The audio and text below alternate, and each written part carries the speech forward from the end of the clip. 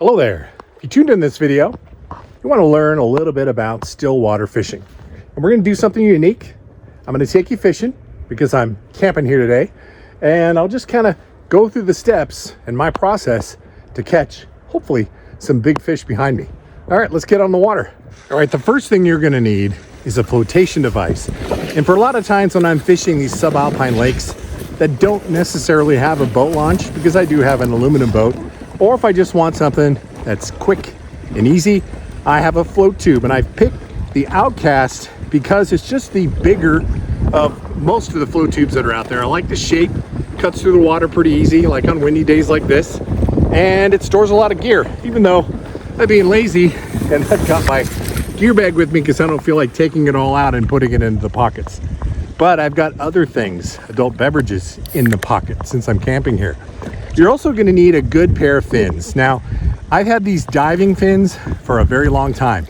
Part of the reason why I chose diving fins is I just think they do a better job with propulsion, right? The other ones are easier, right? You just set your foot into it and lace it in, but you really don't get great propulsion. Diver fins work great. Keep in mind though, if you do that, check out your boots, right? My corkers will not fit in the opening of these diver fins. The corkers are just too wide. So I have these cheap pair of Hodgman wading boots that I use whenever I'm in my float tube. So we talked a little bit about the fact that I have a gear bag. I bring a lot of flies because you just never know what's gonna happen on a lake. Typically what I found, most of the fish are eating subsurface. Just a quick disclaimer, sometimes you can get into some epic dry fly fishing on top of lakes. I mean, absolutely crazy epic hatches. But occasionally you'll get some pre-emerging bugs or some dry fly things happening on top. So I have all bases covered with all the flies that I have in my gear bag. But today I've got two setups. One setup is a 3-weight and it's my rod, the FFD3, and I've got a little leech pattern, balanced leech to be specifics. I don't know what it is about fishing lakes, but the balanced leech just really is lights out no matter where I fished. And the other setup is my 6-weight, the FFD2-6. This rod is set up with a worm, a big bead-headed San Juan worm, and a chromie chironomid. I just found that those two in succession work great. And I have two rods with me because I don't have to spend the time messing around retying when I've got two rods. Just be sure to strap it into your float tube so it doesn't find its way out the back or out the front.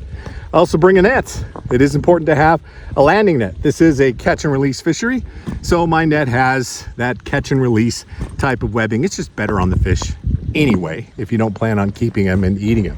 So I am using an indicator setup on the worm and chironomid, and I'm going to start probably, I don't know, about 2 or 3 feet down from the first fly, and I'm going to continue to vary up that depth until I find where the fish are eating. So it's super important to kind of scope it out, right? They could be more towards the bottom. They could be eating up further up in the water column. So it's important to experiment when you're fly fishing, especially with indicators, so you can find the trout. Now in this particular lake, right, it's not very deep, so I don't need a sink tip. But I do have sink tips with me in case I'm fishing a lake that's extra deep, because if they're not towards the top of the water column, any further down than 10 feet, you're gonna need a sink tip. And that's why I always carry sink tips in my bag as well. A couple other essential gear, rain jacket, right? It was supposed to just be cloudy today in the mountains. At least that's what the forecast said. You can see some partly sunny that direction, but there's plenty of rain coming in from that direction. So if you don't have a raincoat with you, you could really be screwed. And I've also got some warm clothes because in the mountains, you just never know. It's kind of chilly, even though we're still in September. It's chilly, so I've got some extra layers to keep me warm because about my butt down is in the water, knees down, completely submerged in the water. So that can get kind of chilly, especially on these mountain lakes. So be sure you layer up. So one of the biggest mistakes that people fishing lakes do, now I'm not saying that there's not any fish in the middle. There probably are. But most of the fish are going to be along the edges.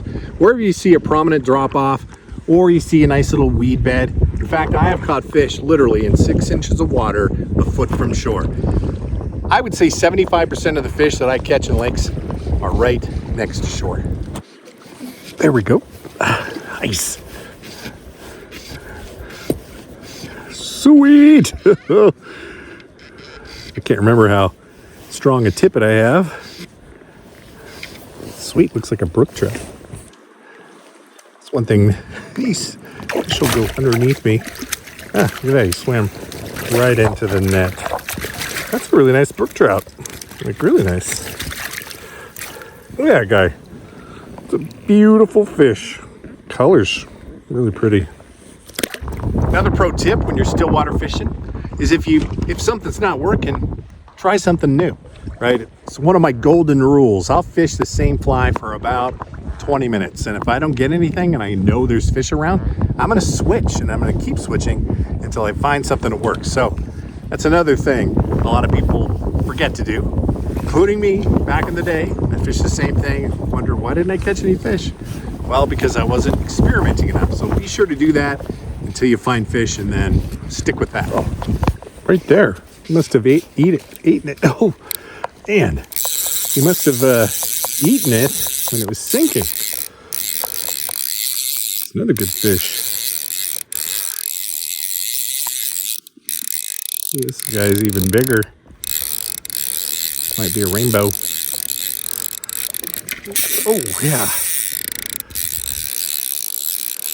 Pretty incredible that stayed on, considering I'm using, I'm using like 5X tippet.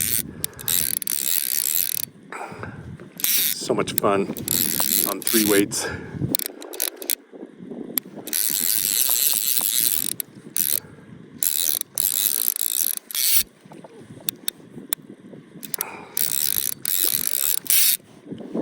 Got some bites.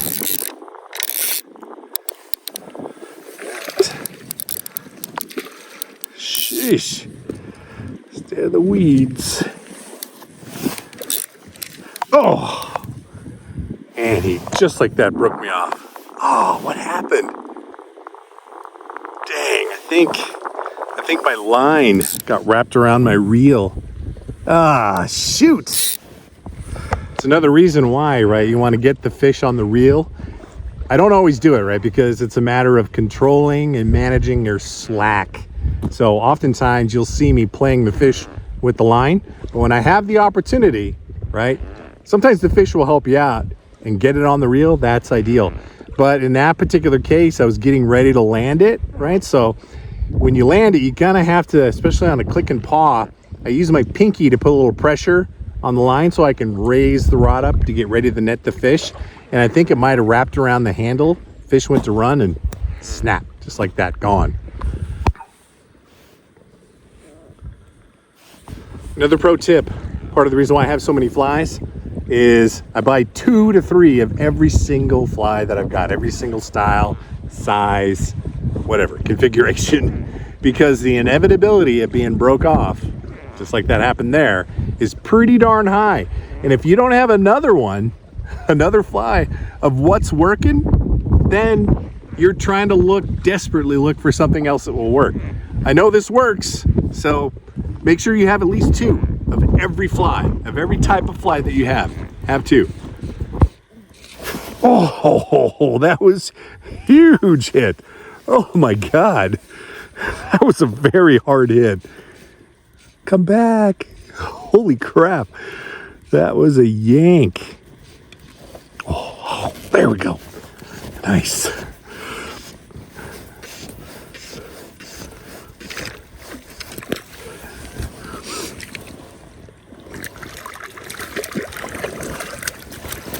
It's extra special when they just swim into the net for you. Nice little brook trout.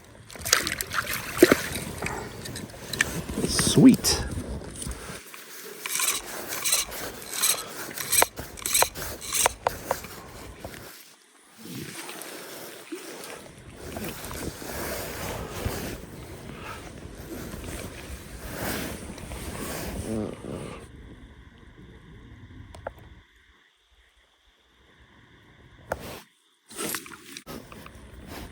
Ooh, that's a big fish.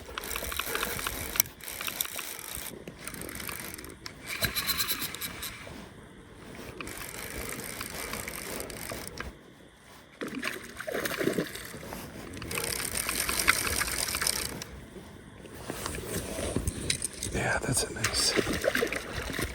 nice fish.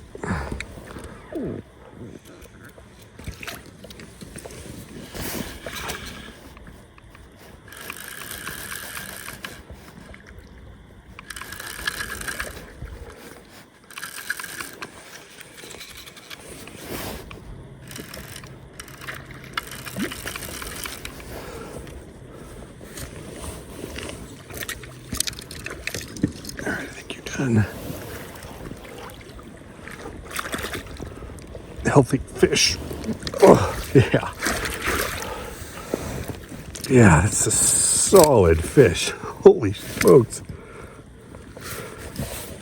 That guy, that's at least 18 inches. Wow. Big fish.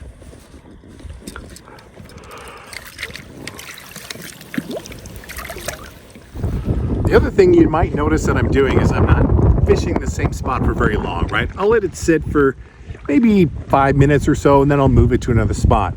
I like to prospect for fish, look for fish.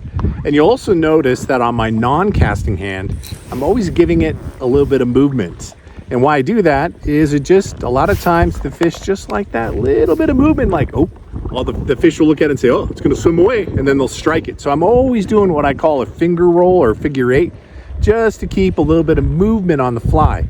Lastly, it does keep a tight line to the fly as well. So inevitably you're gonna float around and your line's gonna move and your bobber's gonna move, and there's a lot of moving happening. So if you're doing a slight finger roll, you keep a nice tight line from your fly rod to the indicator. So when it does go down, you're ready to go.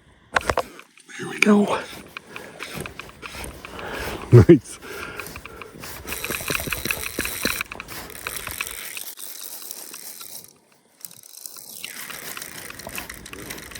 Oh, it's another solid fish. Oh, this time he ate the worm.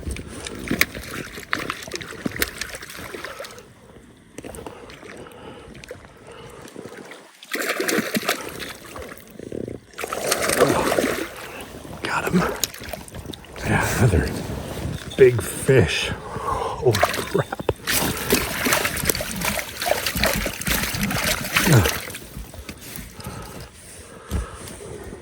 He's got spunk left in him. Oh. Solid fish. Sweet. All right, hope that helps you the next time you're out fly fishing your favorite lake. And I want to show you a tip right here, 2 minutes. If you do this, your hookup percentage goes up twofold, at least. Try this the next time you're out fly fishing and see how many more fish you hook. All right, everybody, till the next time, fish on.